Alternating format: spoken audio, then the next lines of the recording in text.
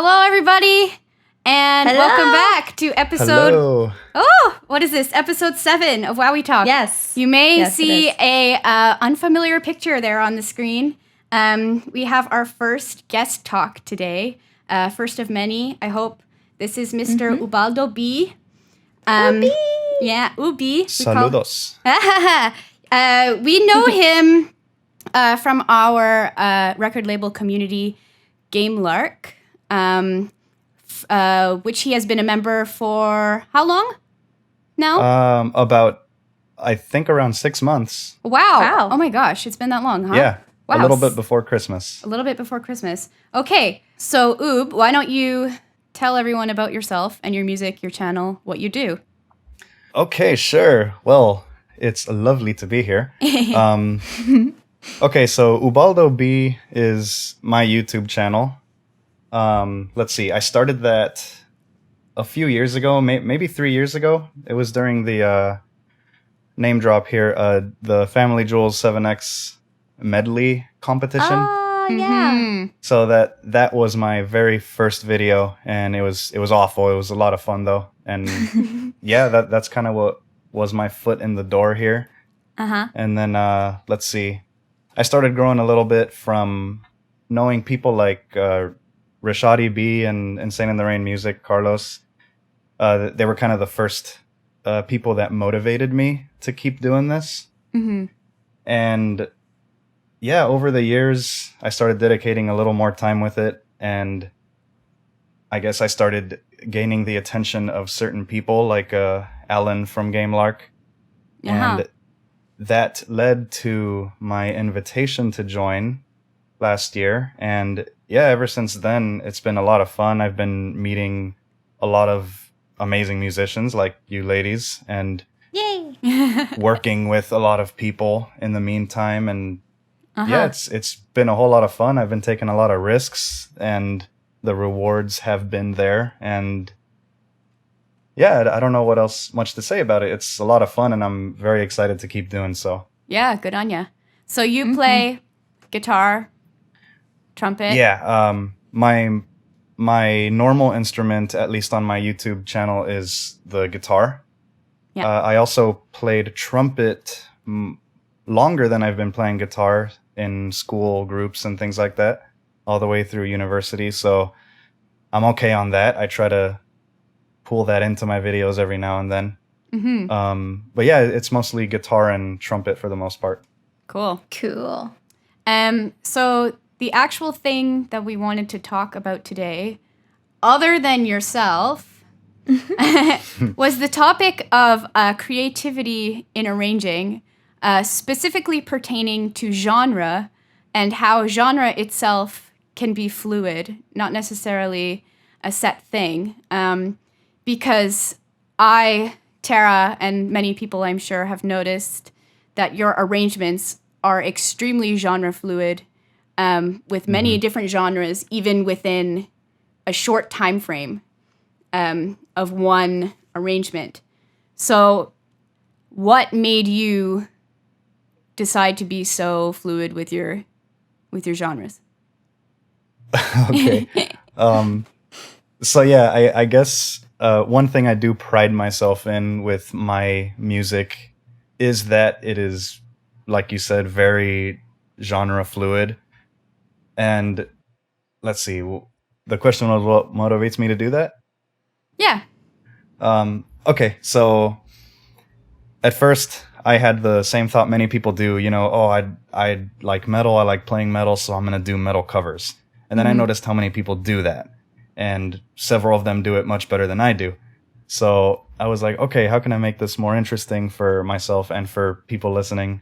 So it was actually, I think it was Carlos, actually, who I noticed doing the jazz thing. And I'm like, hey, that's cool. I could do that. So I did that first. I think I did a cover of Candy's Shack from one of the Donkey Kong games. And that one was 100% smooth jazz. And that got really good reception from the few people who listened to me at the time. So I was motivated to keep going on that path. So I tried doing some jazz some metal rock. Let's see. I think I've done some Latin. I'm currently working on a very blues influenced track. It's a lot of fun just because I challenge myself with every cover I do. I don't want to make any two of my covers sound too similar. And also, I think it keeps the interest of people listening, saying, maybe to motivate them, oh, I only do this. Maybe I could branch off a little bit. If this guy seems to do it okay, I could do it too. Yeah, and so that was kind of my follow-up thing. So this bluesy thing you're working on, this is the first time you're really doing blues. Is that correct? In a cover? Yeah, I have never touched blues before in my covers. Right. And I'm doing that right now very heavily. Right. So how do you go approaching that? Because I know for myself, if there's a genre, there's many genres that interest me as a musician, but as a classical, pretty much only musician, that's where I know how to arrange. That's where I know how to perform. But so how do you approach with an entirely new genre, arranging for that, and almost even having the courage to start just like, here we go, full blues, full jazz. Yeah, just kind of like getting just like go right in there. Okay. So, you kind of reminded me a conversation I had with Alan. I submitted a certain track to a project that's going on, right? And he said the comment, this is ridiculous, after he listened to it. And at first I was like jokingly saying, oh, ridiculous is what I always go for. And then I followed up by saying it's either going to be ridiculously good or ridiculously bad, but it will be ridiculous. And so I guess that's kind of the mindset I have when I do these things. For example, the blues project I'm working on, I've never done that before, which means I don't have experience arranging blues. So I'm listening to the influences I'm getting for it. And I'm thinking, all right, I'm just going to go for it. This is what I feel it should sound like. This is what I feel it should feel like. This is the experience I want you to have listening to it. And it's I'm either going to do it very well or not well at all, but it's happening. Hey, that's kind of the mindset really I have. Cool. I actually like what you just said. Like, this is the experience I want you to have listening to it, right? It's not about, okay, I have a certain set of skills. I have a certain knowledge about a certain genre. It's more about, I want you to feel this genre, right? It's like... Yeah, absolutely. Yeah, that's totally cool. So you also said to me at some point that when you do, okay, so let's say you have, a full jazz cover, let's say you have a full, like, it's metal, but when you're combining these into one, and so you said that you don't just think, okay, here's metal with some jazz influence, so let's like put quote unquote the lick into like metal guitars or something. You do a full jazz break, right? Yes. So the one that comes to mind, which was it? Rocket Hideout? Yeah. Pokemon Rocket Hideout. Yes. So you had a full jazz break and then you had some soloists. What did you do? What did you do there? Okay. So that was one of the most fun tracks I've ever worked on. I had the help of Carlos, insaneintherainmusic, and Rashad EB with me on it. And that one was originally supposed to be, when I heard the track thinking I want to do it, I was thinking, all right, this is going to sound so good as metal, and it's going to be heavy, it's going to be big, bad, evil, just like I like it. And I accidentally used the wrong tone when I was recording the rhythm guitar. And it was not distorted at all. And it had a very funk feel to it. And I was like, oh my God, why did I want to just make this metal if this sounds so cool?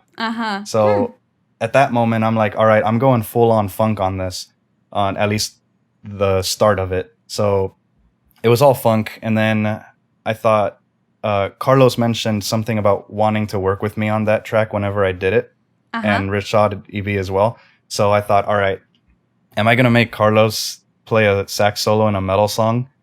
that seems a little out of his element, which I was okay with, but I thought, why not just do jazz too? So I started at funk, it turned into jazz, and I didn't want it to be just a boring, oh, here's Carlos doing a sax solo like you've seen a million times before, although he's very good at it. Yes. Yeah.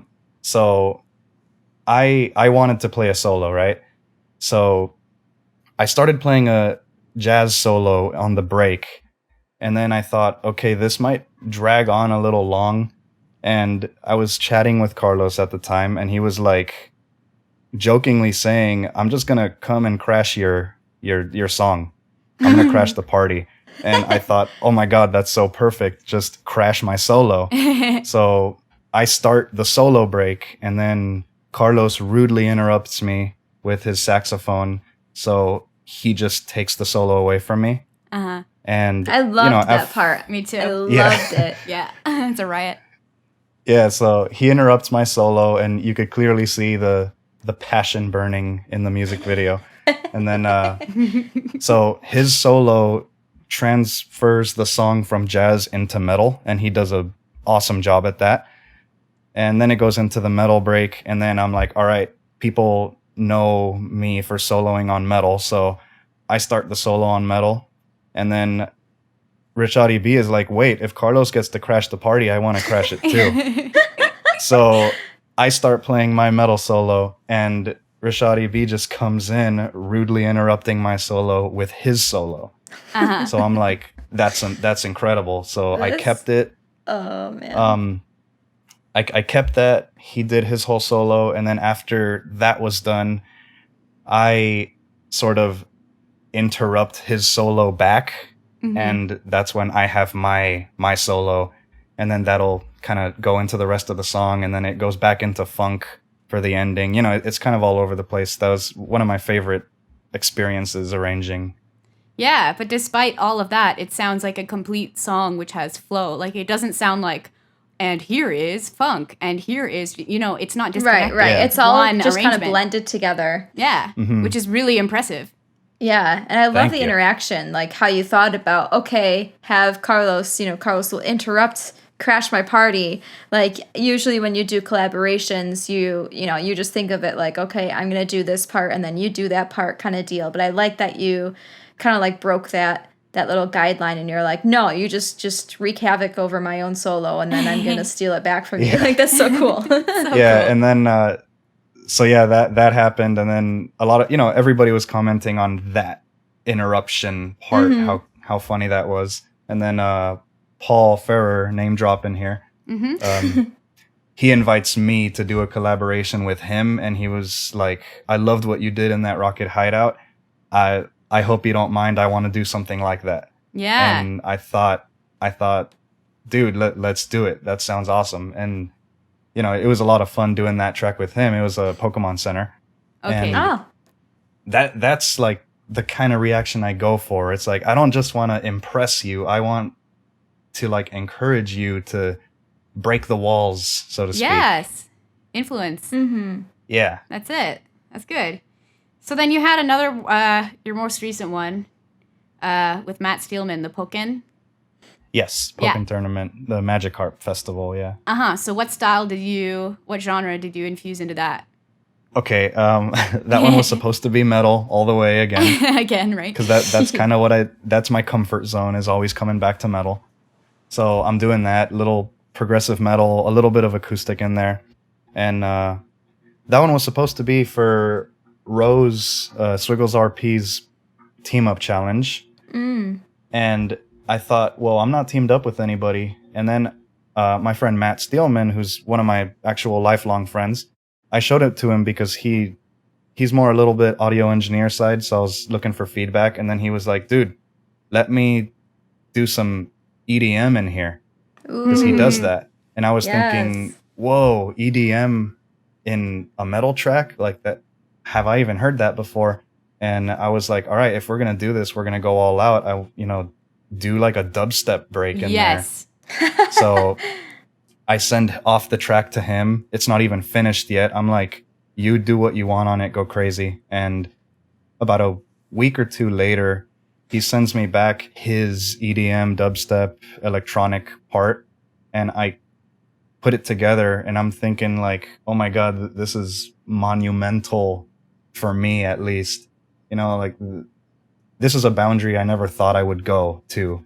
And, you know, we worked together on that. We end up playing together at some point in the song. So yeah, that was some electronic dub metal thing. The amount of So times cool. that like the beat dropped in that arrangement alone, I was like, oh, and here's the drop. And here's the drop. It was really cool. Okay, do you have any final thoughts, advice on this stuff? Man. Well, I am very much still growing.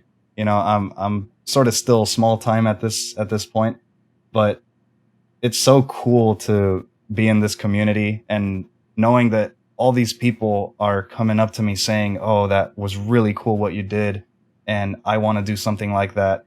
And that happens more often now, and I do the same thing with other people. So I think that's what it's all about for me, you know? It's like working together with you guys to make something that neither of us have done before. That's it. And then that'll motivate somebody else. Yeah. It's just a cycle. Tara, do you have any thoughts? I mean, I like everything that he said. I think that's kind of... I like that he's stepping out of the boundary of just one genre and trying to really, really individualize his own covers and do something different with it. So I say just keep going, Ubi, because obviously you're getting quite a bit of attention for it and people are really liking what you're doing. So just keep working on it. Yeah, I think I commented last, like, you make me reevaluate myself as an artist. Like, you make me want to reevaluate everything I've ever done. And like, in a good way, I hope. Yeah, no, absolutely. How can I take it to the next level? How can I, you know? Yeah, do something different with it. Yeah, what can I do? You know, because there's always that fear. There's that barrier. Okay, this is what I know, so this is what I'm going to do. So how do we, you know? And it's just like what you said. It's you're not going for, okay, I'm exactly imitating this genre. You're going, okay, this is what I want the listener to hear. I want the listener to hear this genre, even if it's not perfect at first, right? It's the idea of that. And then and that carries more than proficiency in that genre itself, I think. Right. Yeah. Anyway. Yeah, I agree. Okay. Yeah, well, go to the next level.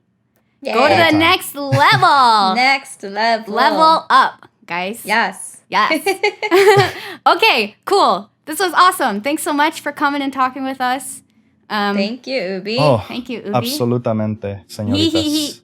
Okay. We'll see you guys next time. Ciao, ciao. Goodbye. Have a good one, everybody.